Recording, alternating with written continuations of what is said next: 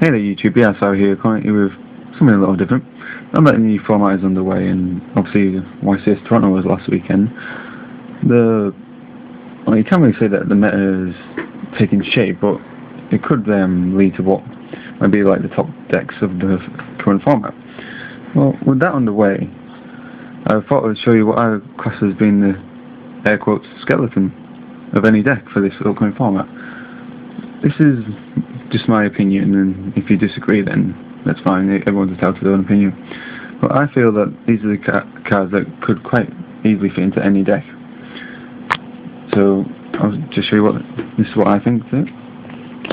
Obviously Toto Guide of the Underworld, just because she's ridiculous. It's just an easy access to another copy of herself, or Sangan, as the case may be, for some decks like Dino Rabbit. Obviously allows you to exceed into Zenmain, Levier, Leviathan, depending on the situation. She's just such a great card. I mean, even if she does get Effect Veiler, she could be in the grave to fuel likes of Blackmoor Soldier, Chaos Source, or even Darkhan. She's such a great card. 2 Thunder King Rhino. Now that Invector's well, I can't really say it's dead, but I mean, I'll definitely hurt by the ban list. Thunder King will definitely see a lot more play in my eyes. His ability to stop searches such as Emergency Call, Heretic Field Complication, and even Pot of Duality, it just makes him such a great card. And his ability to negate special summons. Now, I could see a lot of people trying to use Plant Synchro again. You could see him doing a lot of work this format, and I feel that 2 is more than enough in any deck. This could work depending on the deck, but 2 card D obviously works in some decks better than others, like Heretics, Marias, which I still think they will be playable, because obviously, yeah, Red Eyes may have been hit, but using this, it can help speed the deck up and just still help them pull off the combos. And it works wonders in Chainburn, and well, any Exodia deck pretty much. And obviously it can be Effect Veiler, then it becomes just a 800 attack monster, but it's a really useful card in my eyes. Next, 2 Effect Veiler. Now, only 2 because I think this could see a lot less play this format and more Max C, and they currently don't own any Max C. But it's just a great card. It's one of the all-round useful hand traps just to negate an effect. What more could you ask for him? Next, 2 Snowman Eater. Now I think this could do a lot better than Spirit Reaper, mostly because it's not as easy to destroy. Obviously, Spirit Reaper's downside, if it's targeted, it gets destroyed. It's 0 attack, yeah, it's pretty pointless and can get hurt against Photon Papillotity, but its 91 defense kills a lot of the generic beaters out there, level 4, so it is great. And obviously with Plant Synchro coming back, it's the Reach Dragon target, now with that too, it's great. Sangan, what can you not say about Sangan? Just a great searcher, obviously bring out with Toho Guide, and 1000 attack's not bad for level 3. Again, another card that some people might disagree on, Night Assailant. Now, in my eyes, this is a lot better than Turbos, just for the fact, if you open with that and say the Turbos, then at least you can do something with it. Destroy when you plant monsters, whereas with Turbos, if it's turn 1 and there's nothing in the grave, it becomes a dead card.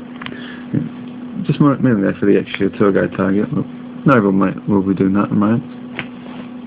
Finally, Gauze. Gauze, what more could you say? It's pretty much a game winner. Now for Spellcast. 2 Pot of Duality, because now that's all we're allowed. Now I got hit in the ban list, which I must admit it surprised me. Another card could pretty much go in any deck that requires a setup, like your gadgets, which would see a lot of play. Wind-ups, Gear, or however you want to pronounce it. It will do a lot of work as well. Only 2 MST, because I think there's only a handful of decks that use 3. Most people just use main 2 and sign the 3rd. It's just a great card to prevent. Nobody really likes any style track card that could cause trouble, so it's just an instant destroy. Dark Hole through your whole field wiped. Every storm for back row hate. 1-2 bomb because it's stupid. and book 'em in, just to stop anyone from single and exceeding. Now for the trunk cards.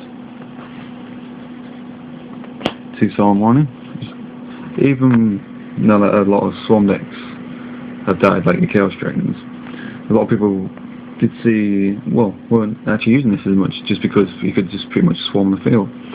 And Light Pulse and the whole Light Pulse and Red Eyes loop, and it became pretty much pointless. But now that gone, it will see a lot more play, and just because it can stop anything, including guards, it's a great card. 2 Bottomless Trapple. A card that seems to see a lot less play due to the end of the last format, but it's still a great card. Especially stops you down a rabbit. Some of your wind-ups, especially now that carries up one. You Graphers, which obviously is annoying as hell, but it's a great card.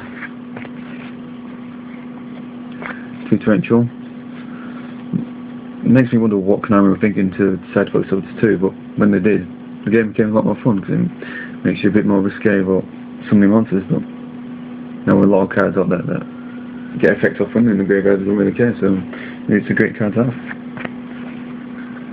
And Solemn Judgment, because you're only allowed 1. So that's it, guys. That's what I call a skeleton for this upcoming format. Please like, comment, subscribe, and stay tuned for more content coming soon, including some videos from YCS Chef.